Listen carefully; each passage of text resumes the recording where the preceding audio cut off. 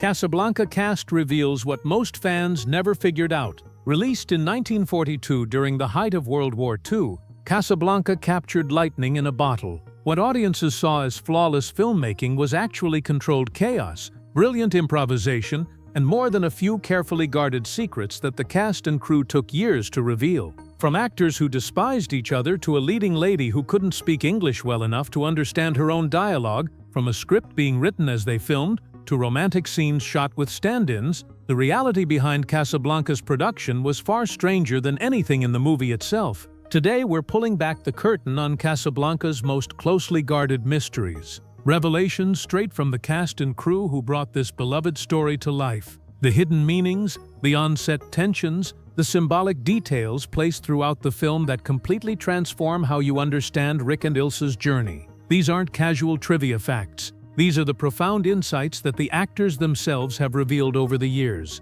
Revelations that unlock entirely new ways of seeing a film you thought you knew by heart. Drop a comment and tell us how many times you've watched Casablanca. And I promise you this, by the time we're done, you'll never see Casablanca the same way again. The line that defined Casablanca wasn't in the script. Before we dive into the deeper revelations, we need to start with one of cinema's most quoted phrases. Here's looking at you, kid. 4 simple words that define Casablanca. 4 words that appear in the film 4 different times. 4 words that weren't in any version of the script. Writer Julius Epstein confirmed in interviews decades later that the phrase never appeared in any draft they submitted to Warner Bros. So where did it come from? Humphrey Bogart improvised it during poker games between takes, casually tossing it out while teaching Ingrid Bergman how to play. What few people know is that production delays were constant on Casablanca. The script was being rewritten daily, and actors often sat around waiting for new pages. During these breaks, Bogart would deal cards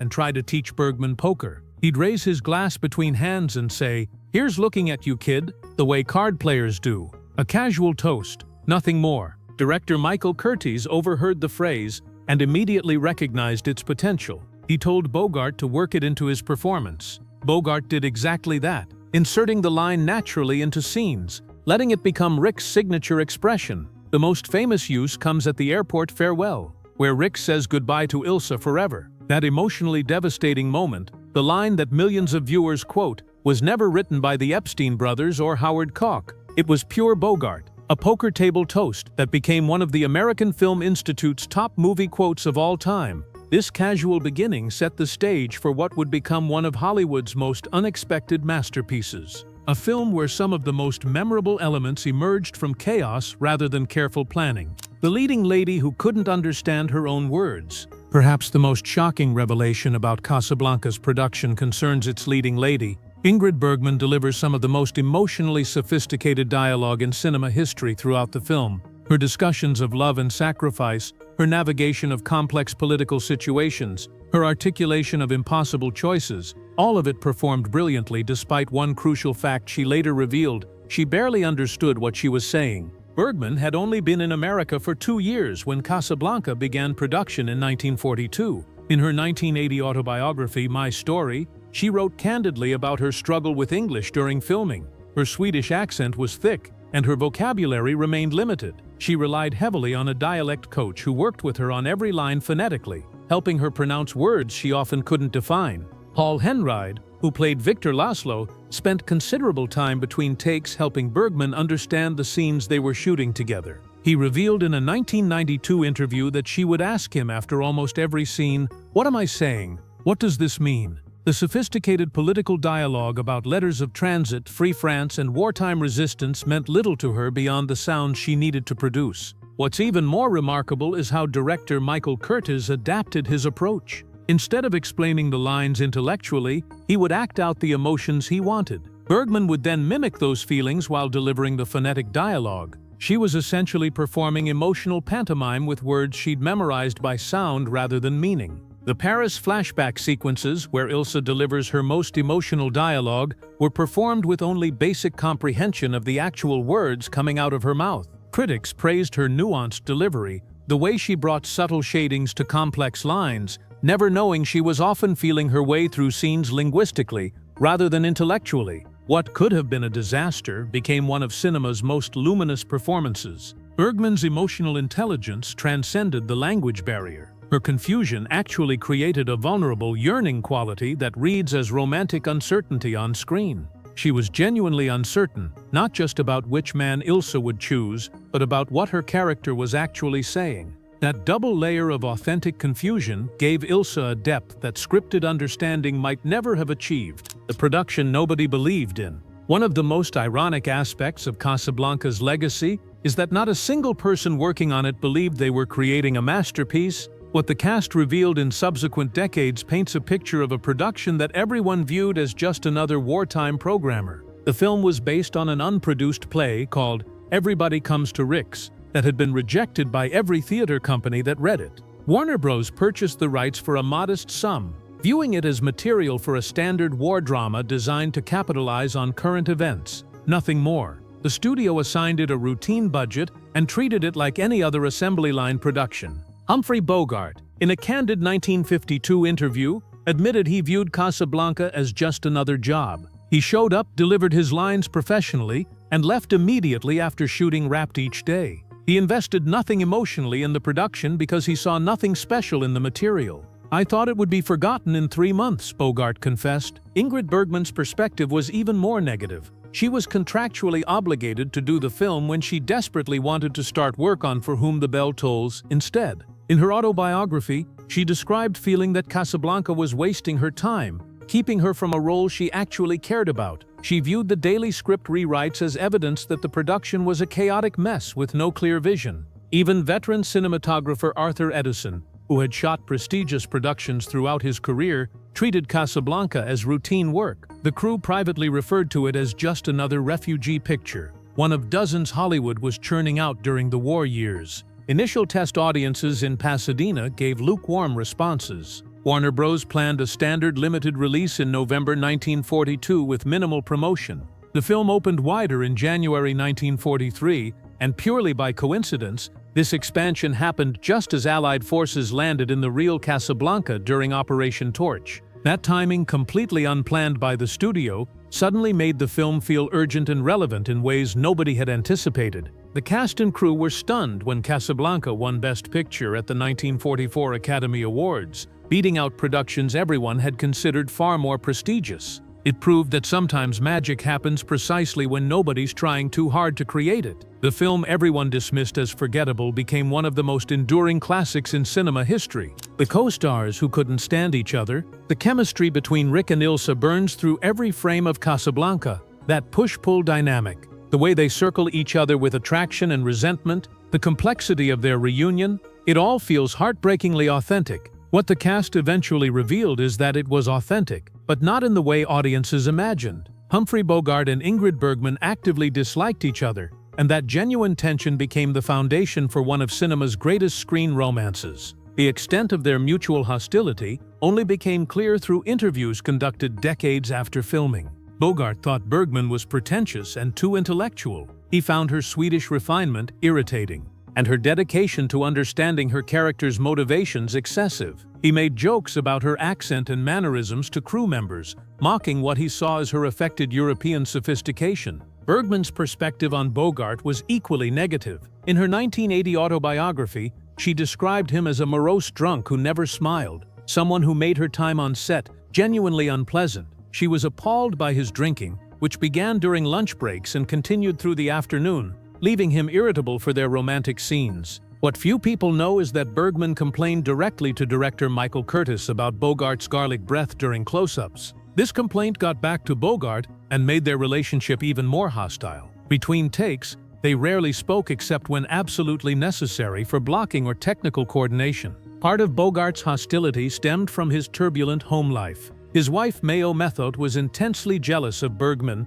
and the fights she started over the production created tension that Bogart brought to the set each day. He took out his domestic frustrations on his co-star, making Bergman's already difficult experience even worse. The famous kiss between Rick and Ilsa required multiple takes because both actors kept pulling away too quickly, neither wanting to prolong the physical contact. Director Curtis spent considerable energy just keeping them civil enough to work together, carefully scheduling scenes and managing their interactions to prevent open conflict. Yet somehow both were consummate professionals who understood their jobs. The tension between them actually created that push-pull dynamic that reads as romantic conflict on screen. The way Rick and Ilsa hurt each other, the barbs hidden in their dialogue, the sense that these are two people who love each other despite themselves. It wasn't entirely acting. It was two people who genuinely wanted to be anywhere but in each other's presence, channeling that discomfort into a fictional relationship. Their ability to manufacture such convincing passion while actively disliking each other stands as one of the greatest acting achievements in Hollywood history. The airport goodbye that makes millions cry was filmed by two people who couldn't wait to never see each other again. That they made it work, that they created something so emotionally powerful despite their mutual hostility, speaks to the mysterious alchemy of great filmmaking. The illusion that fooled millions. Casablanca contains one of old Hollywood's most carefully guarded secrets. An illusion so effective that it still surprises people when they learn the truth. Rick Blaine stands tall in his white dinner jacket, looking down at Ilsa with those penetrating eyes. Except Humphrey Bogart wasn't looking down at Ingrid Bergman at all. Bogart stood 5 feet 8 inches. Bergman was 5 feet 9. Hollywood couldn't have its romantic leading man shorter than his leading lady, so cinematographer Arthur Edison deployed every trick available to hide the reality. What makes this particularly fascinating is the extent to which the production went to maintain the illusion. The production crew built wooden blocks and platforms for Bogart to stand on during close-ups. These weren't subtle. Some were several inches high, but Edison's camera angles made them invisible to audiences. Bergman wore flat shoes throughout filming, and many of their romantic scenes were carefully choreographed with her sitting down while Bogart stood. In the famous airport farewell scene, Bogart stood on a hidden platform that gave him the necessary height advantage. Some scenes were even shot with Bergman standing in a slight trench dug into the soundstage floor, lowering her enough to create the proper visual dynamic. Edison used strategic camera positioning throughout the production, shooting from below to make Bogart appear taller, framing shots to obscure their feet where the height manipulation was most obvious. The technique was standard Hollywood practice for the era, but Casablanca required its extensive use in nearly every scene the two leads shared. The illusion worked flawlessly for decades. Generations of viewers never questioned the height dynamic between Rick and Ilsa. Bogart maintained his image as the tall, commanding romantic lead, while Bergman appeared as the delicate woman seeking protection. It stands as a testament to Edison's cinematographic skill and the power of movie magic to shape perception in ways audiences never consciously register. The truth behind Sam's piano. "Play it, Sam." The phrase everyone misquotes, asking Sam to play as time goes by on the piano at Rick's cafe. Dooley Wilson sits at that piano throughout the film, his fingers dancing across the keys, singing the song that defines the entire story. What the production team kept secret for years is that Dooley Wilson couldn't play piano at all. He was a drummer and singer who had never learned the instrument. The studio hired pianist Elliot Carpenter to record all of the piano music separately. Wilson then had to learn to mimic piano-playing motions convincingly enough to fool audiences. He spent weeks practicing the coordination, memorizing exactly which keys to press and when, synchronizing his hand movements with pre-recorded music playing back during filming. His fingers had to hit the right keys at precisely the right moments to create the illusion of authentic performance. It was painstaking work that required the kind of physical precision usually associated with dance choreography. Wilson even had to lip-sync some of his singing, though his voice is genuine in most scenes. What makes this revelation particularly ironic is that the studio originally wanted to replace As Time Goes By with a different song after filming Wrapped. They felt the tune was too old-fashioned and wanted something more contemporary. But Ingrid Bergman had already cut her hair short for her next role, making the necessary reshoots impossible. The song that defines Casablanca, that became one of the most recognizable melodies in cinema, was kept only because reshoots weren't feasible. The song that defines Casablanca, performed by the character at the heart of Rick's cafe, sung by a man whose fingers appear to coax that melody from the piano keys, it was all constructed through pure movie magic. Wilson's performance feels so authentic, so integral to the film's emotional core, that learning the truth only deepens appreciation for his acting ability and the production team's technical skill in creating such a seamless illusion. The desperation that was real. What gives Casablanca its authentic emotional weight is something the production team didn't publicize at the time, but which the cast revealed in later years. Rick's Café Américain teams with desperate refugees from across Europe.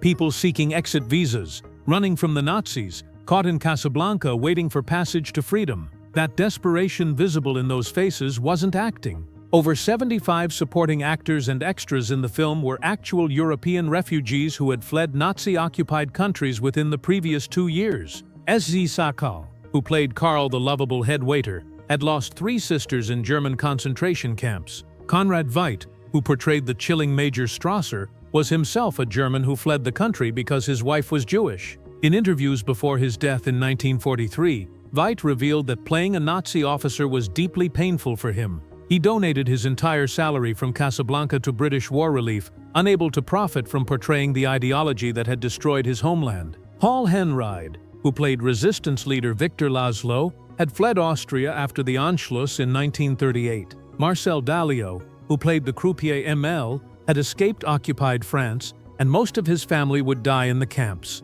Madeleine Lebeau, who played Yvonne in her brief but memorable scenes, had escaped France just months before filming began. The famous La Marseillaise sequence, where the café patrons sing the French national anthem to drown out the Nazis singing Die Wacht am Rhein, remains one of cinema's most powerful moments. What viewers don't know is that when the cast sang that song, many were crying real tears. Madeleine Lebeau's tears in that scene, captured in close-up, were genuine. She was thinking of her occupied homeland, of family members she'd left behind, of a France that might never exist again. Director Michael Curtiz, himself a Hungarian refugee, understood what he had on set. He deliberately used their real experiences, sometimes asking actors to think of home during emotional scenes. The scenes of underground resistance plotting felt authentic because some cast members had actual underground experience before escaping Europe. Warner Bros. Didn't highlight this aspect of the production in their marketing. In 1942, it felt too raw, too political, but it's why Casablanca feels more real than other wartime films. The authenticity that permeates every frame came from genuine suffering. These weren't actors pretending to be desperate refugees waiting for exit visas. They were desperate refugees who had gotten their visas, who had made it to safety in America, now reliving the trauma they'd escaped just months or years before. The ending that almost didn't happen, the airport farewell between Rick and Ilsa, stands as one of the most iconic scenes in cinema history. The fog swirling, the plane waiting, the impossible goodbye that makes audiences weep 8 decades later. What the cast and crew eventually revealed is that this climactic moment holds perhaps the biggest secret in the entire production. The most famous romantic goodbye in cinema history wasn't filmed the way audiences imagine. The final airport sequence was shot weeks after principal photography wrapped. By that time, Ingrid Bergman had already left the production to start work on For Whom the Bell Tolls. She'd cut her hair short for the new role, which created an immediate problem when the Casablanca script was finally finished, and the ending required additional filming. What few people know is that Warner Bros. Used a stand-in for many of the airport shots. The woman's face is never fully shown in the final cut. Watch carefully, and you'll notice she's always half turned away, obscured by shadow, or shot from behind. Humphrey Bogart delivered his most legendary lines. "We'll always have Paris. Here's looking at you, kid. You're getting on that plane," looking at a stand-in he'd never met before that day. That iconic shot of Ilsa boarding the plane, the image burned into collective memory, shows the back of a double's head wearing an identical costume. The close-ups of Bergman's face that get intercut into the airport sequence were filmed weeks earlier on a soundstage, before anyone knew exactly how the scene would play out. The editing team had to match lighting, angles, and emotional beats, intercutting Bergman's earlier footage with the airport material to create the illusion they were together.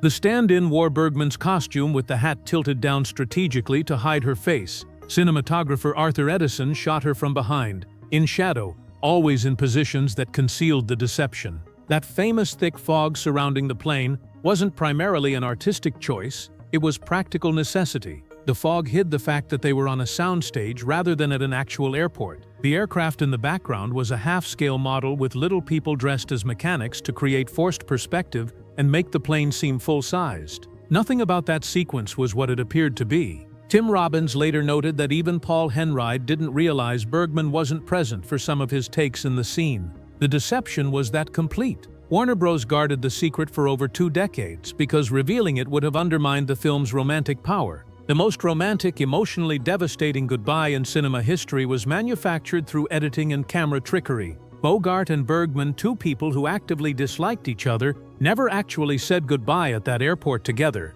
He performed to a stand-in and empty space. She performed weeks earlier in a different location. Editors stitched their separate performances together into something that transcended both of them. That it still works. That knowing the truth doesn't diminish the scene's power, only deepens respect for the filmmaker's craft. Sometimes movie magic creates something more emotionally real than reality ever could. The legacy of Casablanca. Casablanca reminds us why we fall in love with movies in the first place. It's not just entertainment, it's a mirror that reflects both the best and worst of human nature. The choices we make under pressure, the love we find and lose, the hope we maintain against impossible odds. Through the revelations of its cast and crew over the decades, we can appreciate the extraordinary circumstances that went into creating this masterpiece. From the leading lady who couldn't understand her own dialogue to the co-stars who despised each other, from the refugees reliving their trauma to the ending filmed with a stand-in, every aspect of Casablanca's production defied conventional filmmaking wisdom. Perhaps that's why the film has maintained such power over audiences for 8 decades. It doesn't feel like a movie. It feels like truth dressed in the clothes of fiction. The imperfections, the chaos, the genuine human tensions, they all contributed to creating something that transcends its origins. If you've enjoyed these insights into Casablanca, I invite you to experience the film again with fresh eyes. Pay attention to the height differences and camera angles. Watch for the stand-in during the airport scene. Notice the tears of the refugees during La Marseillaise. Listen to Bergman's performance knowing she didn't understand the words. Most importantly, share this film with someone who hasn't seen it. There's something magical about watching someone experience Casablanca for the first time, witnessing their discovery of a story that has touched so many lives across generations. Don't forget to like this video and subscribe to our channel for more deep dives into cinema's greatest treasures. Hit the notification bell so you never miss our uploads, and leave a comment below telling us which revelation surprised you most. Until next time, remember, here's looking at you, kid.